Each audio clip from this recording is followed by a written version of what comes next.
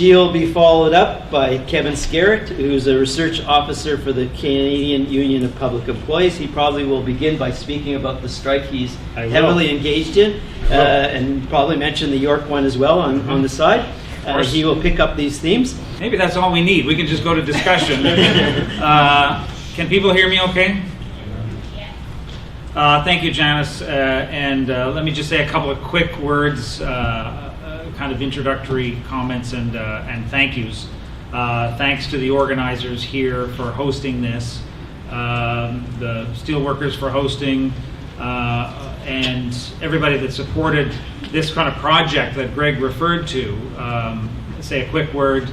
I did have a chance. I work for CUPE as a research officer, as Greg said, and I've been working. Actually, I just had a couple weeks ago my 24th anniversary working for CUPE. I don't know if I told you that. And almost, more than 23 of those years, I've worked on pensions. So it has been something that I've been focused on full time for a lot of my working experience with CUPE. And just to say quickly, some of the themes and concerns, and I would say contradictions and tensions that I think have ended up explored at least somewhat in this book, in some of the chapters, and certainly the two that I contributed, have been on my mind for more than 20 years. And I took a sabbatical leave in 2013, talked to Greg, talked to Sam Ginden, some others here in Toronto about how I might take advantage of that. And we did this workshop series, which really kind of began a process for me to come to terms with some things that, frankly, in my work life with CUPE and working on pensions, I found, deep questions and problems that we weren't talking about in the labor movement and in CUPE. And frankly, we still don't today, at least not often and not very deeply and not very seriously. So I've been hungry to take some of those questions and concerns, further into some analysis. I'd like to understand the history better. And that's some of what we did in that workshop series, and then ultimately connecting with Chris and Simon Archer and Johanna Westar and a number of others that we collected along the way over the last few years to pull this book together. And I feel really good about bringing together this collection because I think it really, I would like to suggest, is opening a series of questions and themes that haven't been sufficiently explored.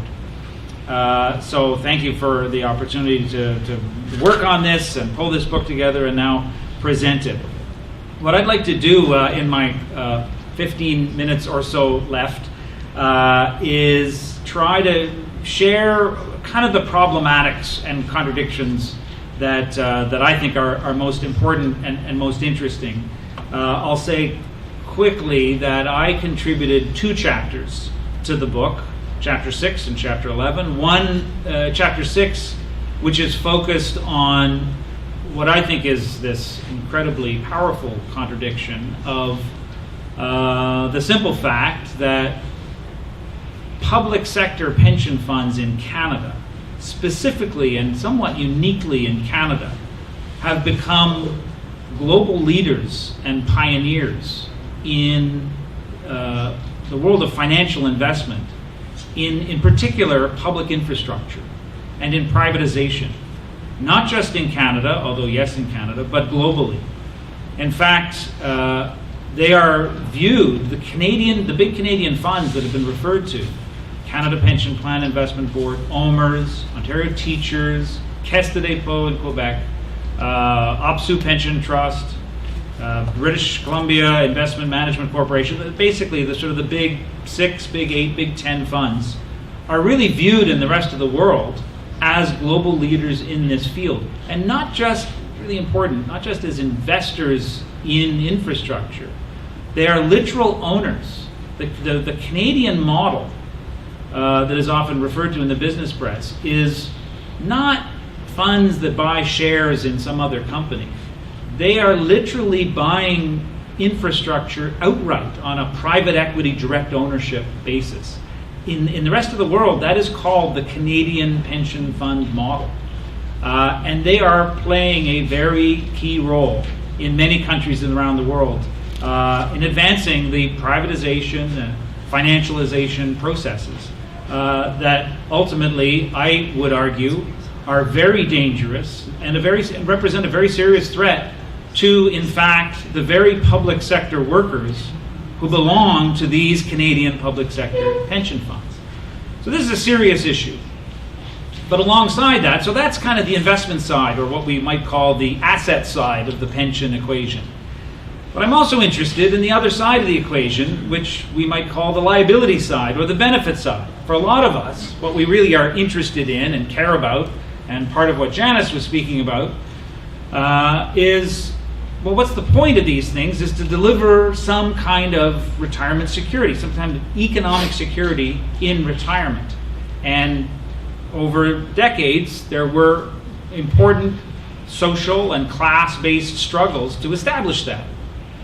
And that is in part what these big Canadian funds and what our pension system is intended to do, and does to some degree.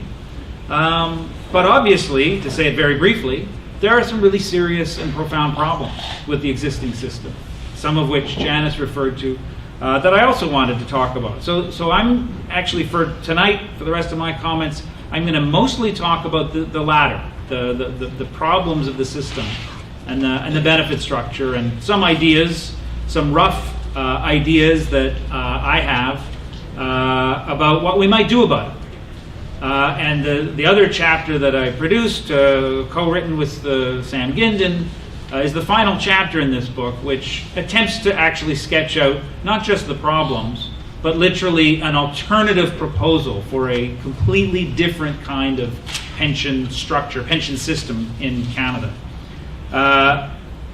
Let me just pause for a bit of a funny joke, but that relates to the politics of this. I have to share this because it just came up a week ago, and I was thinking about comments for tonight.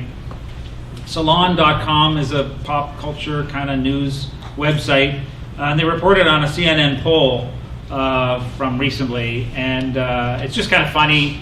Those of you on the left in the room, I imagine we got a lot of lefties tonight, will appreciate this. The headline here is, "Millennials aren't saving for retirement because they don't think capitalism will exist by then."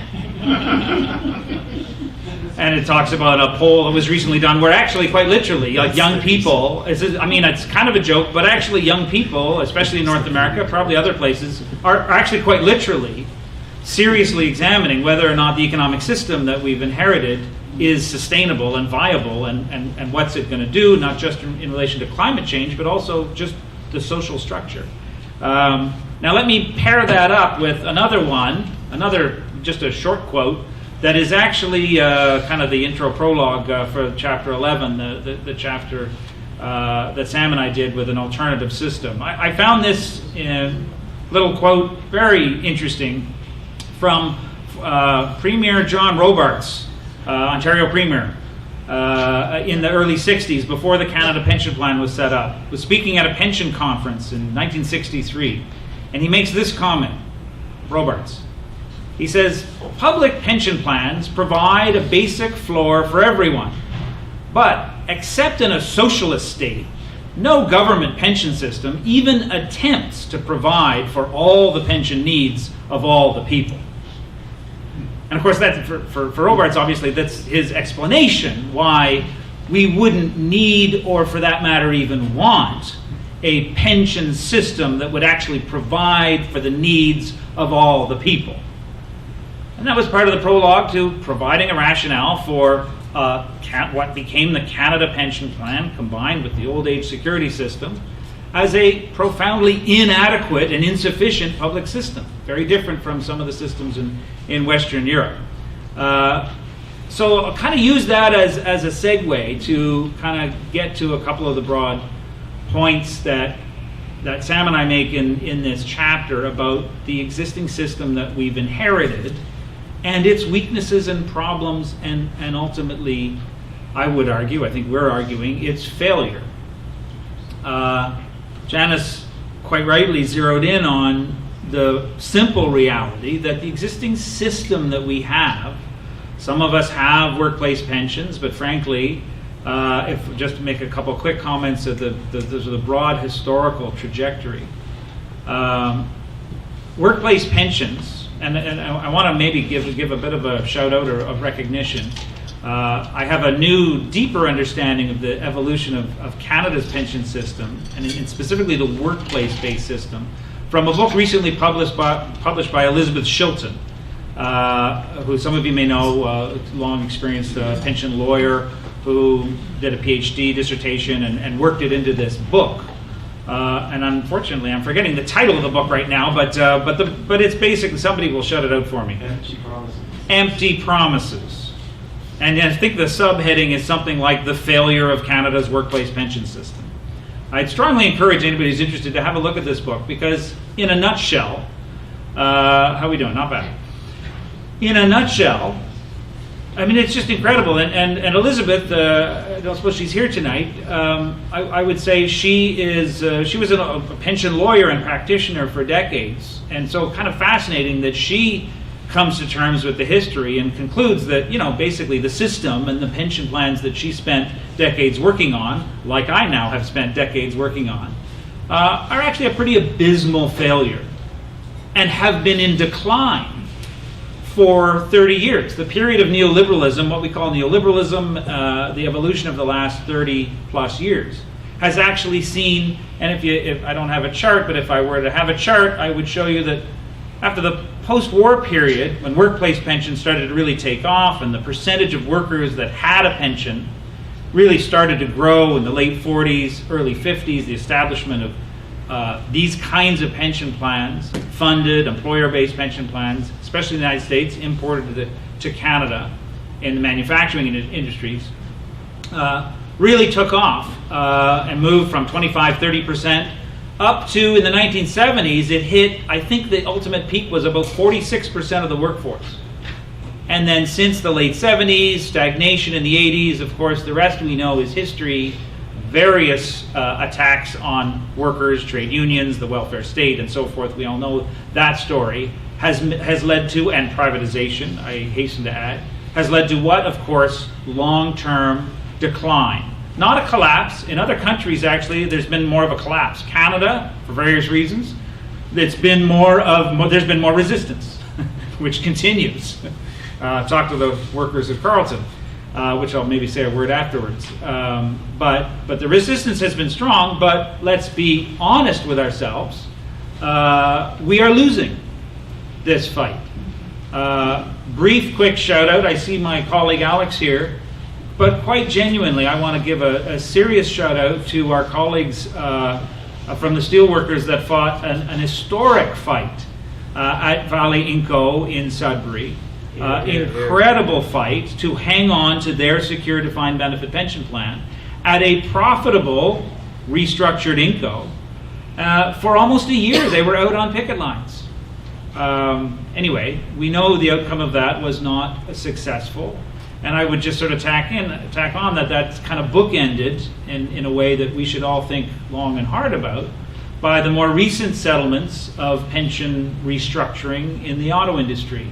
The big three auto companies, I think most of you in the room probably familiar, our colleagues at Unifor, the dominant union in the auto sector, after quite strenuously defending secure defined benefit type plans and resisting decades of effort by the companies to get rid of them, conceded the point on a two-tier basis so that new hires would be put into a insecure defined contribution structure. So if you have like one of the strongest private sector unions in Canada negotiating with a profitable set of auto companies and conceding that point, I think we can all agree we have a serious problem. And then I want to connect that. That's kind of the world of the private sector. Janice mentioned this. I work mostly in the public sector. And for many years, we watched our colleagues facing these attacks and ultimately losses, and kind of felt, I think, all too often that maybe this was a private sector phenomenon because, for various reasons, public sector employers and workplaces are funded differently and structured differently, and the power structure and the trade and unionization and so forth allows a different level of insulation from those pressures. or at least they did for a while. And I think it's safe to say that over the recent period, particularly post-financial crisis, 2008, 2009, that's no longer the case. And in fact, the attacks on private sector workers are now fully fledged, targeting those that still have decent, secure, defined benefit pension plans in the public sector. And of course, the hardcore populist right wing, Tim Hudak a few years ago, we'll see what Mr. Ford does about public sector workers and their pensions. But the thing is, it has become actually a popular thing to do for the populist right to attack those workers that still have decent pensions. It's actually something they want to do because it can fuel and stoke a certain kind of ugly resentment, which I want to say, I think it's fair and we should acknowledge, has some basis in reality. People do feel a resentment about the fact that somebody down the street working just as hard for the same length of time actually has access to a secure pension when you don't. And you know that you're operating in the tax system that is helping to secure that person's retirement, but it's not for you.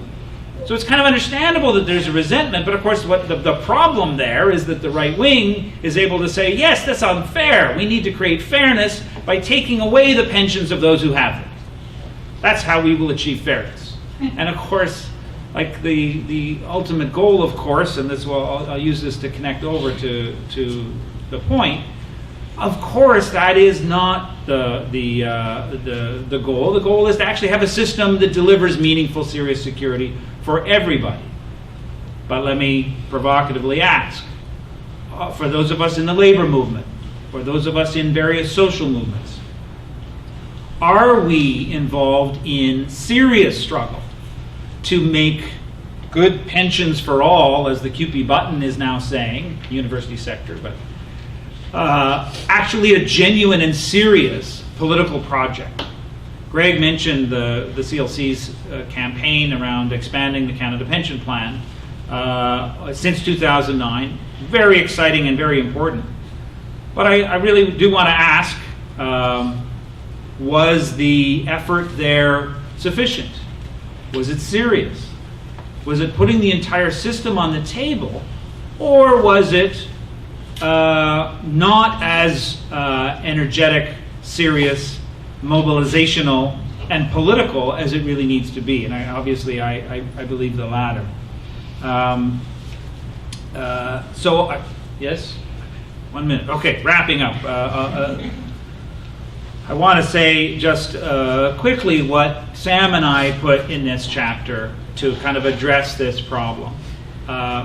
What we're arguing is that these problems with the system actually originate in the birth and the origins of the system that we've inherited, which included, and I've come to see this much more clearly and in more detail, there was an important moment between the 1930s and the 1940s and 50s when the labor movement, and I would say the political left, the mobilized political left in North America, switched from a focus and a framework that demanded universal public pensions for all workers as a class-based demand to something that instead was, well, we now have collective bargaining rights in the industries and employers where we have unions.